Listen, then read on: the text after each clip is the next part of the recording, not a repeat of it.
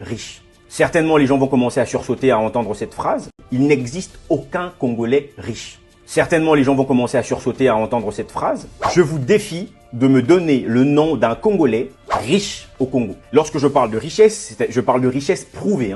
Je ne parle pas de voleur. Vous n'avez aucun aujourd'hui homme d'affaires congolais qui fait du business dans soit l'industrie ou quelque chose que l'on peut voir et dire que oui, ça c'est tel businessman venant du Congo. C'est pour ça que je réitère mes propos. Il n'existe au Congo aucun homme riche. Tout le monde est pauvre. Le Congo-Brazzaville, donc la République du Congo, est le pays où il y a une particularité. C'est-à-dire que vous avez des gens qui payent des artistes pour que leur nom soit chanté tous les jours. Je n'ai jamais vu un peuple avec une mentalité de pauvreté de ce genre. Vous avez des gens que l'on ne connaît de nulle part dans une industrie quelconque, que l'on ne connaît de nulle part avoir développé une technologie quelconque, qui tout le temps payent des artistes pour scander leur nom comme étant des hommes riches. Alors que l'on soit clair, de quelle richesse parle-t-on? S'il s'agit de la richesse financière, une richesse financière doit être rattachée à une activité quelconque, soit à une entreprise. Or, en l'occurrence, je vous défie, encore une fois de plus, de me citer une grande entreprise d'un Congolais qui aujourd'hui a un gros chiffre d'affaires qui permettrait à ce même Congolais d'avoir des dividendes qu'on pourrait dire que cet homme est riche. Il n'y en a pas. Ce qui veut simplement dire qu'on a dans un pays une multitude d'imbéciles qui se permettent du peu d'argent qu'ils peuvent avoir, essaient de chercher la gloire par le biais des artistes. Lorsque vous avez dans un pays des responsables politiques qui peuvent se permettre d'aller rencontrer la population et de balancer des billets de banque sur la population, c'est la preuve du degré de mépris que ces responsables ont premièrement sur la population,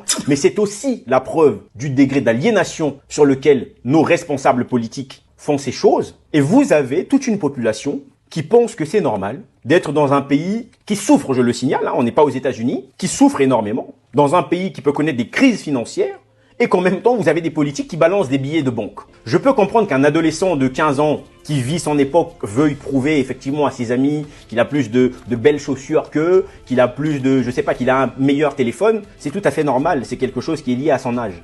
En revanche, je ne peux pas comprendre que des grands messieurs de 30 ans, de 40 ans, qui veulent prouver aux autres qu'ils sont plus riches. Sachant que ces hommes-là n'ont jamais quasiment créé quelque chose dans leur vie, n'ont jamais eu d'entreprise dans leur vie, mais c'est simplement la perpétuation de l'imbécilité très souvent de leurs parents qui finit par redescendre de père en fils.